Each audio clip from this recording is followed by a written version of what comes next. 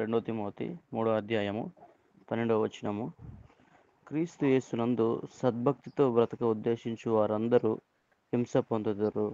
ఆమేన్. దేవుడి వాక్యం తమతో మాట్లాడును గాక. అనండి. ప్రభువైన యేసుక్రీస్తు నామమున మన యూసీవై టీంలో పాల్గొన్న ప్రతి ఒక్క సభ్యునికి ప్రేమతో మీ అందరికీ వందనాలు తెలుపుతున్నాను. కనుక ఈ దినము మరి 2 తిమోతి రాసిన పత్రిక 3వ అధ్యాయము 12వ వచనం. క్రీస్తు యేసునందు సద్భక్తితో బ్రతుకును ఉద్దేశించిన వారందరూ హింస పొందుదురు. ఎవరమైతే యేసు క్రీస్తును నమ్ముకుంటే మరి మనకు అంత మేలు జరుగుతుంది అని అనుకుంటా ఉంటారు. ఖచ్చితంగా మరి ఆయన నమ్ముకుంటే మేలే జరుగుతుంది కానీ కీడు జరగదు. ఎంతైనా సత్యం. ముఖ్యంగా గమనించవలసిన విషయం ఏమిటంటే, క్రీస్తులో ఉండి మంచిగా జీవించే వారికి మొట్టమొదటిగా సద్భక్తి అంటే మంచి భక్తి. ఈ మంచి భక్తితో బ్రతుకును చేసిన వారందరూ హింస పొందుదురు అనే మాట మరి తిమోతి రాసిన పత్రికలో మనం చూస్తూ ఉన్నాం.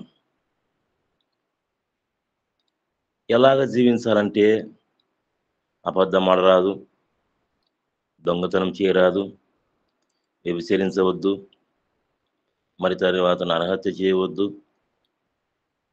మరి రకరకాలైనటువంటి మరి నిర్గమకాండం 20వ అధ్యాయము 1 నుంచి 15 వచనాల దాకా ఉన్నాయి మనకు. దేవుడు మోషేకు 10 ఆజ్ఞలు రాయించినాడు. వాటన్నిటిని బట్టి మనము ఆచరించవలసినదిగా ఉంది. యేసుక్రీస్తును మరి విశ్వాసం ఉంచిన వారు మనమందరం కూడా మరి ఇవన్నీ పాటించవలసినదిగా ఉంది. ఇవన్నీ పాటిస్తే మరి కొంత కష్టంగానే ఉంటుంది. క్రీస్తులో బ్రతకటానికి కష్టంగానే ఉంటుంది. అయితే మనం కూడా మొట్టమొదటిగా ఏం చేస్తామంటే, అబద్ధం అనేది పెను ప్రమాదమైనది. రోజుకు ఒక అబద్ధం ఆడితే మరి వారానికి 7, మరి నెలకు 30, సంవత్సరానికి 365. మరి రోజు ఒక అబద్ధం ఆడతామా? లేదు. నోరు తెరిస్తే, పెదవులు తెరిస్తే అబద్ధాన్ని ఆడటానికి ప్రయత్నం చేస్తాం. ఒక విశ్వాస జీవితము అబద్ధము ఎంతో ప్రమాదకరమైనది. ప్రకటన రాసిన గ్రంథము 21వ అధ్యాయం 8వ వచనంలో రాయబడింది, మరి పిరికివారు, అవిశ్వాసులు, నరహంతకులు, వ్యభిచారులు, మాంత్రికులు, అబద్ధికులు అందరూ మండుచుండ గుండములో పాలు పొందేది ఇది 2వ మరణం. కనుక క్రీస్తు యేసునందు సద్భక్తి బ్రతుకుని దీక్షించిన వారందరూ హింస పొందుదురు అనే మాట చూస్తూ ఉన్నాం. మరి మనం ప్రభు కొరకు జీవిస్తామని మరొక తీర్మానం చేసుకుని మనం వచ్చాం. ఆ తీర్మానంలో మనమందరము ఎంతవరకు ప్రభు కోసం జీవించాలంటే, ఏదో ప్రారంభం దినాల్లో మంచిగా ఉండి రాను రాను మరి విశ్వాసం తగ్గిపోయి లోకంలో కలిసిపోయి దేవుడు నన్ను క్షమిస్తాలే, మన దేవుడు క్షమించే దేవుడే కదా, ఇదిగో ప్రభు ఈ తప్పు చేసిన క్షమించు మరి అని అనడం కాదు. ఎందుకంటే ఒక్కసారి మనము రక్షింపబడిన తర్వాత యెహోవా ఉత్తముడైన రుచి చూసి తెలుసుకున్న తర్వాత మనము మరణం వరకు నమ్మకంగా ఉండాలి. మరణం వరకు నమ్మకంగా ఉంటే ఆ, జీవకిరీటం ఉంది. జీవకిరీటం అనగా యుగాయుగములు జీవించేది. జీవకిరీటం అంటే యుగాయుగములు జీవించేది. ఆ కిరీటము సంపాదించుకోవడానికి కొరకై మనము ప్రయత్నం చేస్తాం. కనుక అందుకే అపోస్తలుడైన పౌలు తిమోతికి రాస్తూ, నేను మంచి పోరాటం పోరాడి తిని, నా పరుగు కళముట్టించుకుని, విశ్వాసం కాపాడుకుంటుని, ఇక మీదట నా కొరకు నీతి కిరీటం ఉంచబడినది.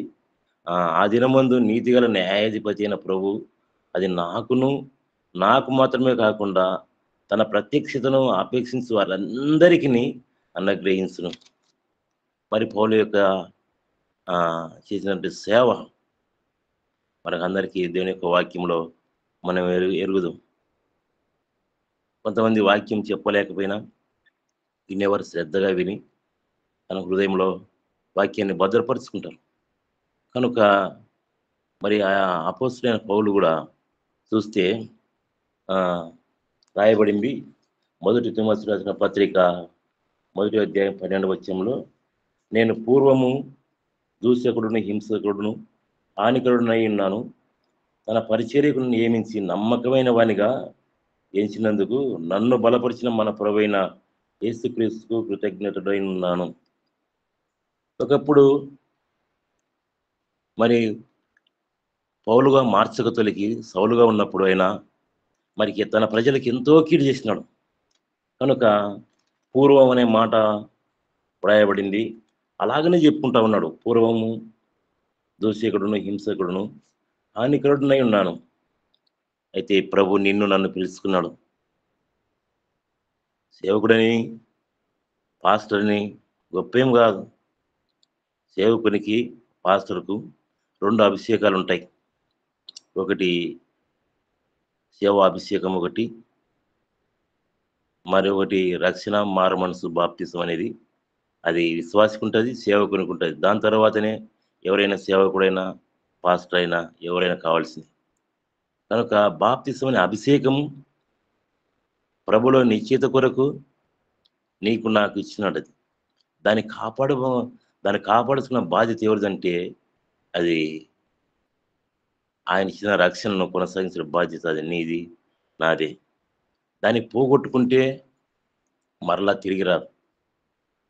కనుక ఒక్కసారి మనము మరి మారు మనసు పొంది పాపముల ద్వారా పశ్చాత్తాపడి బాప్తిసం తీసుకొని జీవించే మనము క్రీస్తులో బ్రతకటానికి మనము చివరిసారి వరకు కూడా మనం ప్రయత్నం చేయాలి. కనుక అలాగ ఎవరుంటారులే పాస్టర్ గారు అనే దానికి వీల్లేదు. మరి మనము ఇంతవరకు మనం మాట్లాడుకున్నాము, మంచిదే. అయితే ఒక ఆయన బైబిల్ గ్రంథంలో రాయబడ్డాడు, దావీదు. చూడండి, మీ దగ్గర బైబిల్ తెలుసుకొని చూడండి. కీర్తన రాసిన గ్రంథము 73వ అధ్యాయము 3వ వచనం చూస్తున్నాం. ఈయన అనుకుంటా ఉన్నాడు, భక్తిహీనులు క్షేమము నా కంటబడినప్పుడు గర్వించే వారిని బట్టి నేను మత్సరపడి తిని. మరి భక్తిహీనులుగా ఎవరు? వారు కూడా ఒక పక్కన భక్తి ఉంటుంది, భయం ఉండదు. కనుక అలాంటి వారిని భక్తిహీనులు అంటారు. కనుక భక్తిహీనుల క్షేమం నా కంటబడినప్పుడు నేను గర్వించే వారిని బట్టి నేను మత్సరపడి తిని. మరణమందు వారికి యాతన లేవు, వారు పుష్టిగా ఉన్నారు. ఇతరులకు కలుగు ఇబ్బందులు వారికి కలగవు, ఇతరులు పుట్టునట్లు వారికి తెగులు పుట్టదు. ఆయన అనుకుంటా ఉన్నాడు, మరి లోకంలో ఉన్నటువంటి వారికి ఏమీ తెగులు ఉండదు, మరణమందు వారికి యాతన లేవు, వారికి మరి ఇతరులకు పుట్టినట్టు వారికి తెగులు కూడా పుట్టదు. మరి తనలో తాను ఆలోచించుకుంటా ఉన్నాడు, మరి నేను మరి శుద్ధ హృదయములు కలిగిన ఇలా నిత్యంగా దేవుడు దయాళుడై ఉన్నాడు. నేను శుద్ధ హృదయం కలిగి ఉంటాను, నాకు ఏం మేలబ్బా, నేను మారు మనసు ఉంది పనిచేస్తామని దేవుని కొరకు జీవిస్తూ ఉంటున్నా, మరి నాకు ఎన్నో కష్టాలు ఉన్నాయి, మరి ఒక పక్క వ్యాధులు, ఒక పక్క దుఃఖం, ఒక పక్క వేదన, మరి ఇవన్నీ ఉన్నాయి. మరి లోకంలో ఉన్నటువంటి వారికి వారికి మరి ఇలాంటివేమి మరి లేవు, నాకు ఎందుకు ఇన్ని వస్తున్నాయి శ్రమలు అని ఆయన అనుకుంటా ఉన్నాడు. అయితే అదే అధ్యాయంలో ఆ, రాయబడింది, ఇదిగో ఇట్టివారు భక్తిహీనులు, వీరు ఎల్లప్పుడూ నిశ్చయింత గల వారి ధనవృద్ధి చేసుకుందరు, నా హృదయం నేను శుద్ధి చేసుకున్నట వ్యర్థమే. అయితే భక్తిహీనులు ఎల్లప్పుడూ వాళ్ళు నిశ్చయంగా ఆ, ఏమి వారికి ఆ, మరి లేకుండా, దేవుని గురించి భయం లేకుండా, దేవునికి భక్తి లేకుండా, మరి వారు ఎలాగుంటారంటే భూమి మీద ధనవృద్ధి చేసుకొని నిమ్మలంగా జీవించే వారుగా ఉంటున్నారు. అయితే హృదయం నేను శుద్ధి చేసుకున్నట వ్యర్థము, నా చేతులు కడుక్కొని నిర్మూలడై ఉండటం కూడా వ్యర్థమే అని ఆయనకు దినమంతా బాధ కలుగుతూ ఉందంట. ఆ, అంతేకాదు, ప్రతి హృదయం నాకు శిక్ష వస్తుంది, నేను ఎందుకు ఉండాలా భయంతో, భక్తితో, యథార్థతో, మరి నేను ఎందుకు ఉండాలని చెప్పి ఆయన తనలో తను అనుకుంటూ మరి వే- తన హృదయంలోనే బాధపడుతున్నారు. ఒకసారి గమనించవలసిన విషయం ఏమిటంటే, మనం కూడా అనుకుంటా ఉంటాం, నేనెంతో దేవునికి నమ్మకంగా జీవిస్తూ ఉంటున్నా, మరి నాకెందుకు మరి ఇలాగ ఉంది, మరి నా కొడుకు నా మాట వినలే, నా పిల్లలు నా మాట వినలే, ఒకవేళ భర్త రక్షింపబడి భార్య పడకపోతే మరి నా భర్త ఇలాగున్నాడు, నా భార్య ఇలాగుంది, నా పిల్లలు ఇలాగున్నారు, మరి మాకెందుకు ఆర్థిక పరిస్థితి, ఎందుకు మమ్మల్ని చూసి అందరూ అసూయపడుతూ ఉన్నారు,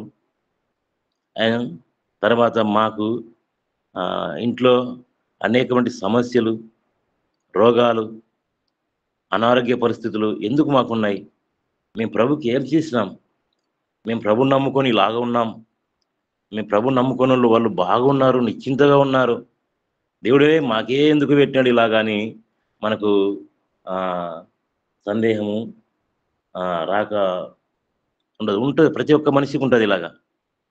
ఆయన దావీదు రాజైన కూడా అనుకుంటా ఉన్నాడు కదా, నేను శుద్ధ హృదయం కలిగి ఉండిన ఇలా నాకేం మేలబ్బా, లోకంలో ఉన్నటువంటి వారికి ఎలాంటి ఇబ్బందులు ఉండవు, మరణం ముందు వారికి యాతన లేవు అనుకుంటా ఉన్నాడు.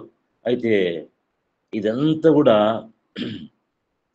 దీన్ని తెలుసుకోవాలని ఆయన అనుకుని ఆయనను దీన్ని తెలుసుకోవాలి నేను అని ఆలోచించి, నేను దేవుని పరిశుద్ధ స్థలంలోకి పోయి వారి అంతము గురించి ధ్యానించుకున్న వరకు ఆ సంగతి నాకు ఆయాస్కరంగా ఉండను. చూసారా, ఈ పరిస్థితి ఎలాగుందని చెప్పి ఆయన ఎక్కడ పోయినా అంటే దేవుని పరిశుద్ధ స్థలంలోకి పోయి వారి యొక్క అంతం గురించి ధ్యానిస్తూ ఉన్నాడు. ధ్యానించేంత వరకు ఆయాసకరంగా ఉంది, ఎందుకు నాకు ఇలాగని.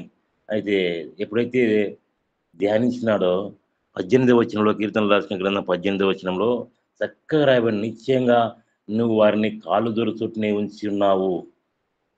చూసారా, వారు ఫస్ట్ ఏమో మరి అనుకున్నాడు, నేనేమో మరి దేవుని నమ్ముకున్నాను, మరి నాకే దినదినం శిక్ష వస్తూ ఉంది, నాకు ఎందుకు ఇలా జరుగుతుందని అనుకున్నప్పుడు దేవుని దగ్గరికి పోయినాడు, ధ్యానించిన తర్వాత అప్పుడు తెలుసుకున్నాడు వారు ఎలాగున్నారంటే నిశ్చయముగా కాలు జారుతూ ఉంటున్నారు. అంతేకాదు, క్షణం మాత్రంలోనే వారు పాడైపోయేదరు. ప్రేమైన సహోదరి సహోదర, లోకంలో ఉన్నటువంటి వారు ఇలాగ ఉన్నారు. తర్వాత మళ్ళీ ఆయన మత్సరపడుతూ ఉన్నాడు, 22వ వచనంలో నేను తెలియలేని పశుప్రాయుడినైతిని ఆ అని పశ్చాత్తాపడుతున్నాడు. కనుక మనం కూడా అలాంటి ఆలోచనలు లేకుండా ప్రతి ఒక్కరికి వస్తాయి. మనకంటే ప్రభు నమ్ముకున్న వారికంటే లోకంలో ఉన్నటువంటి వారు బాగుంటారు. అన్ని విధాలు ఉంటారు. వారు ఏవైతే దేవుడు చేయకూడదని చెప్తాడో అవన్నీ చేసేస్తారు. కనుక వారికి ఎలాంటివి లేదని మనం అనుకుంటా ఉంటాం. అయితే వారు ఎక్కడ ఉన్నారంటే కాళ్ళు జారుచుట ఉన్నారు. అయితే 23వ వచనంలో అయినా నేను ఎల్లప్పుడూ నీ యొద్దనున్నాను. నా కుడి చెయ్యి నువ్వు పట్టుకొని ఉన్నావు. నీ ఆలోచన చేత నన్ను నడిపించెదవు. ప్రియమైన సహోదరి సహోదరా, అప్పుడు భక్తుడు అంటున్నాడు, ఆకాశమందు నువ్వు తప్ప నాకెవ్వరూ లేరు. నీవు నాకుండగా లోకంలో ఏది అక్కరకు లేదు. ఇంత గొప్ప దేవుడు మనకుండగా మరి ఏది అక్కర్లేదని అప్పుడు పశ్చాత్తాపడుతున్నాడు. మనం కూడా మన హృదయంలో సద్భక్తితో జీవించేటట్టు మనము ఎన్నో శ్రమలు, ఇరుకులు, ఇబ్బందులు, బాధలు వస్తాయి. అయితే ప్రభు కొరకు నిలబడాలి. ఎప్పుడైతే ప్రభు కొరకు నిలబడతామో దేవుడు మనకి ఏం తక్కువ చేయడు. ఎందుకంటే అటు ఇటు ఉన్న భక్తి మంచిది కాదండి. ఇక్కడ దేవుడు కావాలా, మనకు లోకం కావాలంటే మరి అట్లా కుదరదు. ఎందుకంటే ఒకటే రెండు తలంపుల మధ్య మరి తలబడితే ప్రమాదం ఉంది. వాళ్ళనే భక్తిహీనులు అంటారు. వాళ్ళకి భక్తి ఉంటుంది, అందులో హీనత వస్తుంది. అందుకే అల్ప విశ్వాసం ఉన్నప్పుడు విశ్వాసం తొలగిపోతుంది. కనుక సద్భక్తితో బ్రతుకుని ఉద్దేశించిన వారు హింస పొందాలంటే కొంతమంది భక్తులు మనం చూసుకుంటాం. ఏబు మరి సద్భక్తితో జీవించినాడు. దేవుడే సాక్ష్యించినాడు ఆయన. ఏమనగా ఏబు యథార్థవంతుడు, మరి నమ్మకస్తుడు. ఏబు వంటి వారు ఒక్కరు లేరని మరి దేవుడు సాక్షించాడు. అయినా మరి ఆయన సద్భక్తితో జీవిస్తున్నాడు కనుకనే దేవుడు ఏబుని గురించి సాక్ష్యం ఇస్తే ఒక దినము పరీక్షించబడటానికి సమయం వచ్చింది. పరీక్షించబడ్డాడు. తర్వాత డబుల్ ఆశీర్వాదం పొందాడు. అంతేకాదు భూలోకంలో ఇటు అటు తిరుగుతావు అపవాది వచ్చి మాట్లాడాడు. ఊరికనే దేవుడు ధనవంతుడయ్యాడా? నువ్వు చుట్టూ కంచె వేసినావు. ఆ కంచె తీసి అంటే దేవుడు అంటున్నాడు, నిష్కారణంగా చెరపనీకి వచ్చినావు. అయితే నీకు మరి ఇస్తా ఉన్న యోబు మీద అధికారం, అయితే తన ప్రాణం తీయడానికి అధికారం లేదు నీకు. కనుక ఎన్నో శ్రమలు వచ్చిన యోబుకు. మరి శ్రమలు వచ్చినప్పుడు కూడా ఆయన తట్టుకున్నాడు. యెహోవా ఇచ్చెను, యెహోవా తీసుకున్నాను. ఇది ఆస్త్యా, మరి ఇల్లా, పొలమా కాదు. తర్వాత తనకు పుట్టిన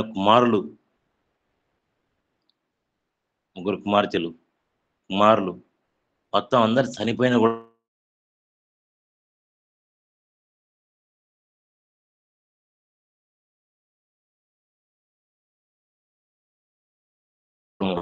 భూలోకం విడిచి మనం అందరం వెళ్ళిపోవాల్సిన వారమే.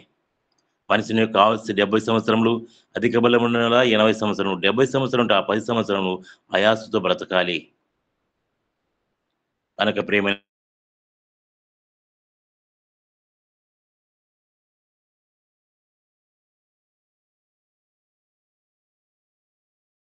లోకంలో ఎంతో ధనవంతుడు,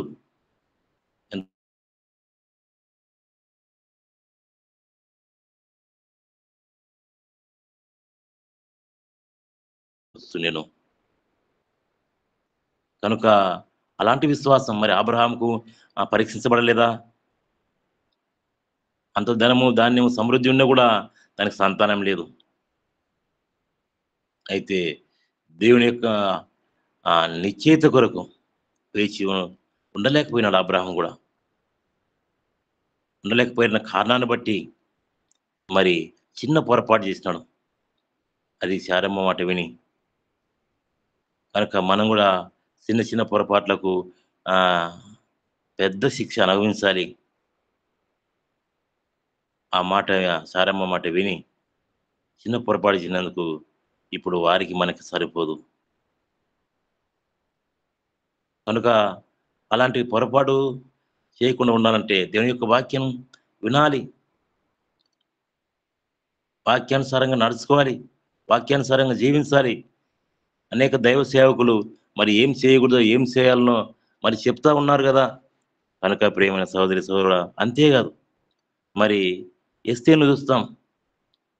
ఎస్తేరు కూడా తన పిన్న తండ్రి మరి పోషించబడతా ఉండి సుషాను కోట్లకి వస్తిగా రాణిగా వెళ్తే మరి ఆమె మరి వస్తీల కంటే అందరికంటే ఆమె యొక్క భోజనం, ఆమె యొక్క లైఫ్ స్టైలు మరి ఎలాగుందంటే దేవుని యందు భయభక్తి కలిగిన స్త్రీ ఎస్తేరు.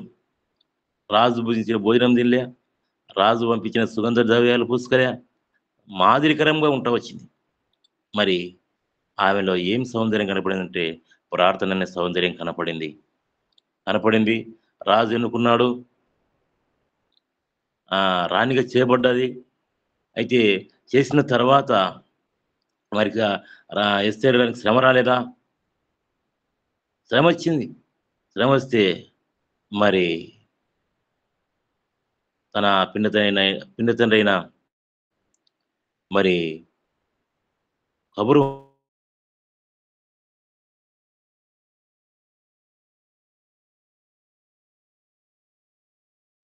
మర్దకై ఏమంటున్నాడు?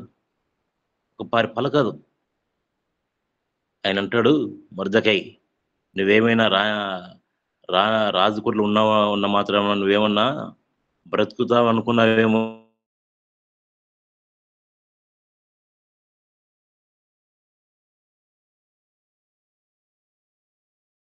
చెప్పినప్పుడు ఆమె కూడా ఉపవాస ప్రార్థన చేసి రాజు దగ్గర పోయి తన ప్రజలను రక్షించుకుంటది.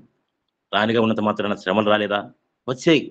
కనుక మన జీవితంలో కూడా ప్రభు నమ్ముకున్నంత మాత్రాన శ్రమలు రావు అనటానికి వీలు లేదు. దేవుడు ఆ ఖచ్చితంగా కూడా శ్రమలు వస్తాయి. ఆ శ్రమలో కూడా ఆశీర్వాదం ఉంది. 1 కొరింథీయులకు రాసిన పత్రిక 10వ అధ్యాయం 19వ వచనంలో నీకు సహించిన కలిగిన శోధన కంటే ఎక్కువ నీకు దేవుడు శోధనలో ఉంచడు. ఒకవేళ శోధనలో ఉంచిన కూడా ఆయన ఒక మార్గాన్ని నీకు దయచేస్తాడు. కనుక ఇంకా ముందుకు పోతే మరి దానియేలు చూస్తే ఆయన ముమ్మారు ఇట్టి శాసనం సంతకం చేయబడింది. ఇది ఎలా చేయబడింది? మరి ఎవరికి ప్రార్థన చేయకూడదు. ఎవరికైనా ప్రార్థన చేస్తే రాజుకు తప్ప.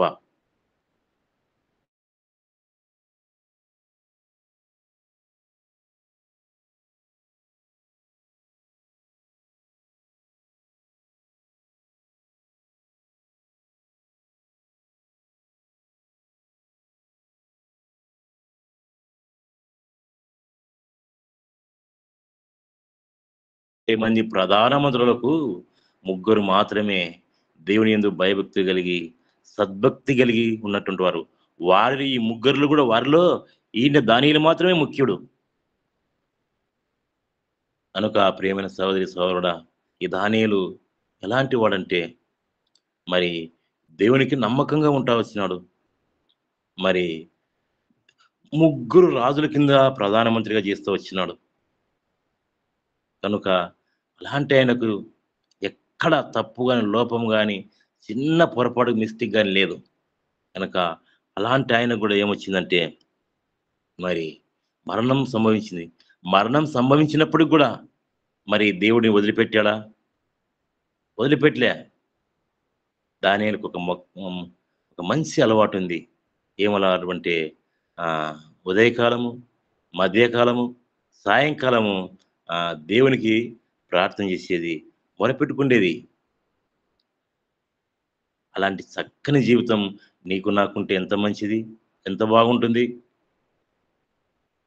ప్రియమైన సహోదరి సహోదరుడా, మరి దానియేలుకున్న అలవాటు నీకు నాకుంటే కూడా చాలా మంచిది. రాజు అయినప్పటికీ దావీదు కూడా ఉదయము ఆ సాయంకాలము నా ప్రార్థన సిద్ధం చేసుకొని కాసుకుందును అంటాడు. ఆయన రాజే.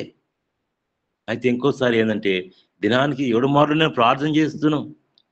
దినానికి 7 మార్లు ప్రార్థన చేతును. ఒక రాజు అయినప్పటికీ 7 మార్లు ప్రార్థన చేయడం ఏంటి? అంటే సమస్యను, సమస్యను ఆ సమస్యను దేవుని దగ్గర పెట్టడమే ప్రార్థన. నీకు నాకున్నటి సమస్య, అది ఎంతటి సమస్య అయినా సరే, దేవుని దగ్గర తీసుకొని పోయి, ప్రభువా పరిస్థితి నాకు ఇలాగుంది. నువ్వే నాకు దిక్కు అంటున్నాడు కదా! ఆకాశమందు నువ్వు నాకు తప్ప ఏది అక్కరలేదు. ప్రభువా ఆకాశమందు నువ్వు తప్ప నాకు ఏ దిక్కు లేదు. నీ బరువు, నీ భారము, నీ బాధ్యత ఆయన చేతిలో పెట్టడమే ప్రార్థన అంటే. కనుక ప్రియమైన దేవుని బిడ్డలారా, మనమందరం కూడా సద్భక్తితో అంటే ఏదో ప్రభువుని నమ్ముకుంటే, ఏదో మరి సువార్తకు పోతే, కొన్ని పాటలు పాడితే, ఏదో నేను వాక్యం చదివితే అనేది కాదు. మన యొక్క జీవితము మరి దేవునికి ఇష్టకరంగా ఉందా లేదని చూసుకోవాలా. మనం ఇష్టకరంగా జీవిస్తున్నామా లేదా అనేది మనము ముఖ్యంగా గమనించాలి. కనుక ముఖ్యంగా మనం ఆయన కొరకు జీవిస్తే ఎంతో మంచిది. కనుక సద్భక్తితో బ్రతుకును ఉద్దేశించిన వారందరూ హింస పొందరు. మరి ఏబు సద్భక్తితో జీవిస్తా వచ్చినాడు. మరి ఆయన హింస పొందాడు.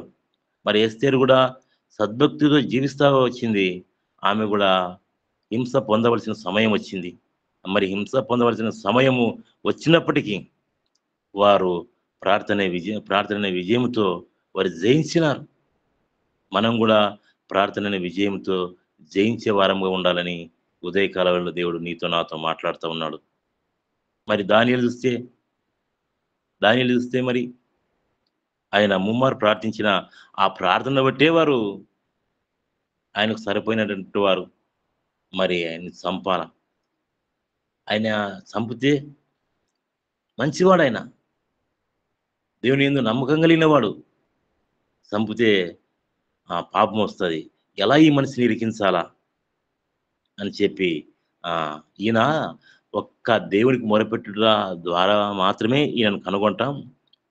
మరి రాజుకు తప్ప ఎవరి చేద్దాం మనం చేయొద్దని ఒక శాసనాన్ని తయారు చేసి వేసి అప్పుడు దొరుకుతాడు.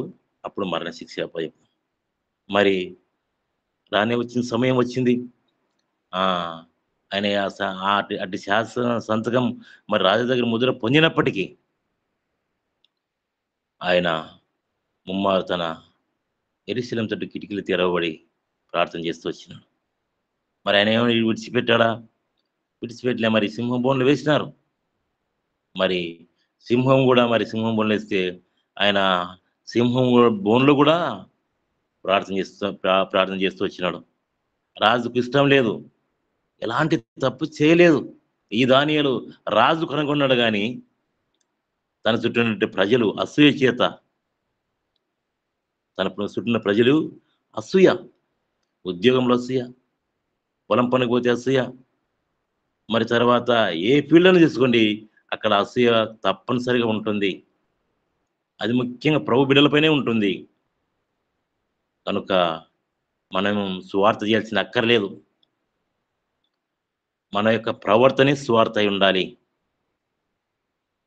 సిస్టర్ స్వరూప గారు ఉన్నారు.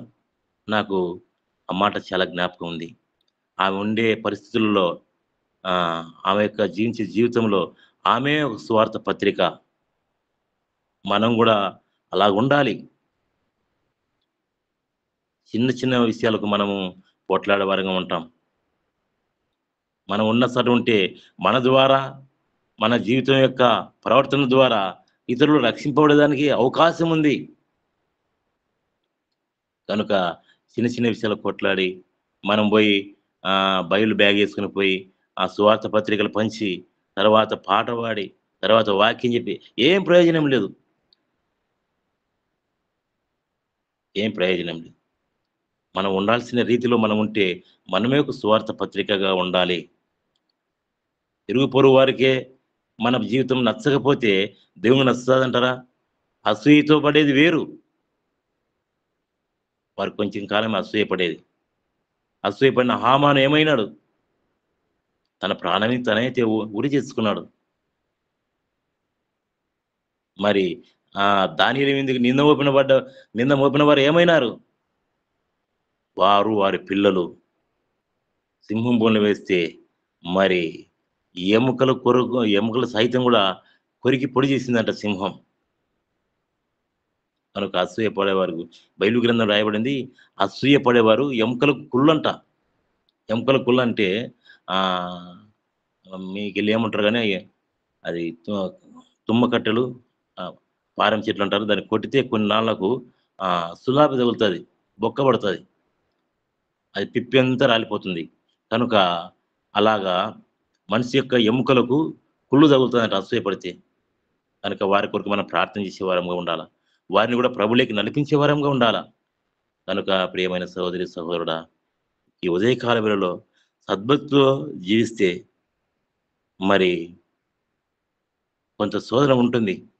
శోధనలో నిలబడగలిగితేనే నువ్వు సువర్ణంగా మార్చబడతావు.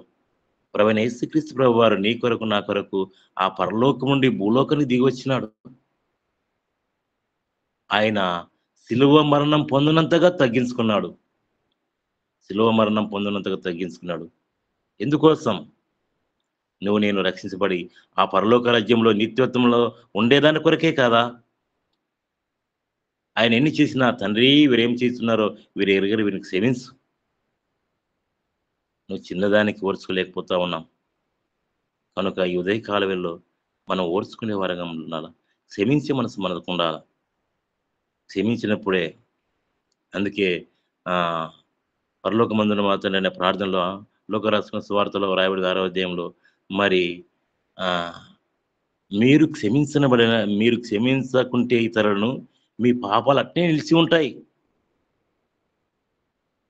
చూశారా? మనం ఇతరులను క్షమిస్తే దేవుడు మనల్ని క్షమిస్తాడు. అందుకే శిలువలో పడిన గొప్ప మాట ఇది. ఆయన మరణం పోతున్నప్పుడు కూడా క్షమించమని ఆ తండ్రిని వేడుకుంటాడు. కనుక ఉదయకాలంలో మనకు క్షమించే మనసు ఉండాలి. క్షమించే మనసు ఉంటే మనం ఇతరులను ద్వేషించాం, వారి మీద పగబట్టం, వారికి హానికరం చేయం. కనుక క్షమించే మనసు ఉండాలి. కనుక మనము కూడా ప్రభు కొరకు సిద్ధపడదాం. ఆయన రాజ్యానికి వారసులవుటకు ప్రయత్నం చేద్దాం. ఎందుకంటే కాలము సంపూర్ణమైనది. దేవుని రాజ్యం సమీపించింది. మరి నైజీరియా పరిస్థితి ఏంటి? మణిపూర్ పరిస్థితి ఏంటి? ఏదో అక్కడ జరుగుతుందిలే నువ్వు నేను అనుకుంటే సరిపోతుందా? ఒక దినం రానే వస్తుంది మన దగ్గరికి కూడా. అప్పుడు మన జీవితం ఎలాగా? అందుకే ప్రభు కొరకు సిద్ధపడదాం. ఆయన రాకడైనా మన పోకడైనా సద్భక్తులు జీవించి ఆయన నిత్యరాజ్యానికి వారసులవుటకు నువ్వు నేను ప్రయత్నం చేస్తాం. కనుక మరి దేవుడు నీకు ఇచ్చినటువంటి ఆ గొప్ప మరి బాప్తిస్మ అభిషేకము, దాన్ని నువ్వు కాపాడుకో. అందుకే ప్రకటన రాసిన గ్రంథం అంటాడు కదా, ఆ సంఘంలో 7 సంఘాలలో ఒక సంఘంతో అంటాడు, నువ్వు కలిగిన దాన్ని గట్టిగా చేపట్టుకో, మరణం వరకు నమ్మకంగా ఉండు, నీకు జీవ కిరీటం ఉంది. దాని కొరకు ప్రయాసపడదాం, లోకం కొరకు కాదు. కానీ దేవుడు అందుకే అనుదిన ఆహారము, అనుదిన వస్త్రములు దేవుడు అనుగ్రహించేవాడు. మరి ఈ పరలోకపు తండ్రికి ఇవన్నీ తెలుసు. కనుక ఆయన నీతిని, ఆయన రాజ్యాన్ని వెతుకుదాం. ఆ పరలోక రాజ్యంలో, ఆ మోక్ష రాజ్యంలో, ఆ వైకుంఠంలో చేరేదానికి ప్రయత్నిస్తాం. మరి 2వ తిమోతి రాసిన పత్రిక 3వ అధ్యాయం 12వ వచనంలో క్రీస్తు చేసినందు సద్భక్తితో బ్రతుకును ఉద్దేశించిన వారందు హింస పొందినారు, కానీ వారు డబుల్ ఆశీర్వాదం పొందినారు. అయితే నీ జీవితంలో, నా జీవితంలో మరి వస్తుంది. కనుక ప్రభు కొరకు నిలబడితే మనకు ఈ లోకంలో భౌతికమైన ఆశీర్వాదం ఉంటుంది, పరలోకమైన ఆశీర్వాదం ఉంటుంది. కనుక మనం దాని కొరకు ప్రయాసపడి మరి సిద్ధపడదాం. మరి నాకు కూడా అవకాశం కల్పించినటువంటి మరి ఈశ్వర టీంకి, మరి అధ్యక్షులకు నా హృదయపూర్వకమైన వందనాలు. చేసుకున్నాము. స్తుతి స్తోత్రంలైనా ప్రేమ నమ్మకమైన యేసయ్య నీ దివ్యమైన తేజస్సు నామానికి వందనాలు స్తుతులు స్తోత్రాలనైనా. ఇదిగోనైనా భాస్కర్ పాస్టర్ గారిలోనైనా ప్రభా మీరుండినైనా ఈ ఉదయకాల సమయమైన ప్రభా ఆత్మీయ పాఠంనైనా మాకునైనా తెరపరిచినావు తండ్రి ప్రభా. అయా 2 తిమోతినైనా ప్రభానైనా 12వ వచనం క్రీస్తునందు సద్భక్తితో నైనా అవునయ్యా అయా బతుకు నిర్దేశించు వారందరూ హింస పొందుదురు. అవునయ్యా ప్రభువా.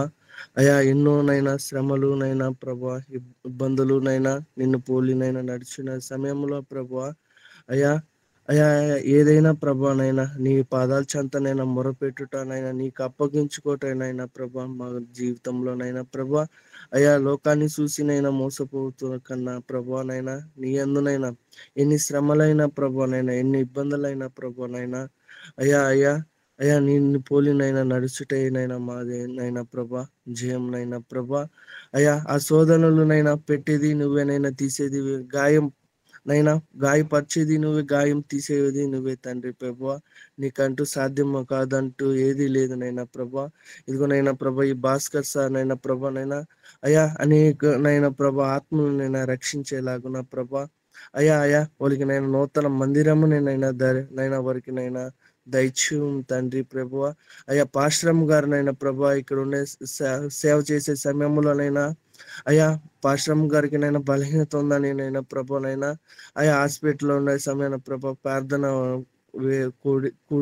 అడిగి ఉన్నారు అయ్యా ప్రభానైనా ఆ పాశ్రమనైనా ప్రభానైనా ఏ బలహీనత ఉందోనైనా ఆ శిరస్సునైనా నీ రక్తంతోనైనా శుద్ధీకరించి నీ గాయపడిన హస్తంతో త్రాకినైనా ప్రభా ఆ బిడ్డలో ఏ బలహీనత ఉందో తీసేసి నైనా సంపూర్ణ స్వస్థతను అనుగ్రహించినైనా ప్రభా అయా వారునైనా అనేకులకి నైనా సేవనైనా అందించలాగున ప్రభానైనా నీకు ఆత్మల ప్రభా నీ పాదాల చెంత అప్పచెప్పులాగున ప్రభా అయా అయా దయచూపు తండ్రి సహాయము చేయి ప్రభనైనా అయా అయా అయా నైనా ప్రభా ఇదిగోనైనా అయా దావీదు వాళ్ళేనైనా ప్రభానైనా దానియేలు వాళ్ళేనైనా ప్రభానైనా మేము కూడా ప్రభానైనా నీ అందునైనా ప్రభావనైనా భయభక్తులతోనైనా జీవించే ధన్యతనైనా ప్రభావనైనా మాకునైనా అవునయ్యా మాలోనైనా ప్రభానైనా నైనా ప్రార్థననైనా ప్రభా తక్కువనైనా ప్రభా మేము కూడా నైనా ప్రభానైనా అయా ఈ దినమునైనా చెప్పినట్టు వాళ్ళనైనా ప్రభానైనా అయా నీ అందునైనా ప్రభా మేము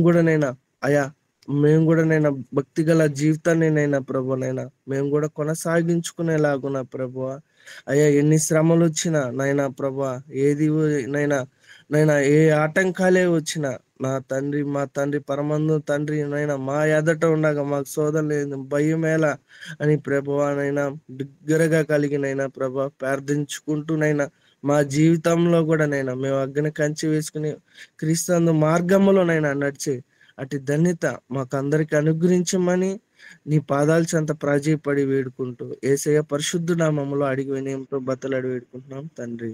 ఆమేన్. ఆమేన్. ఆమేన్. ఆమేన్. ఆమేన్. ఆమేన్.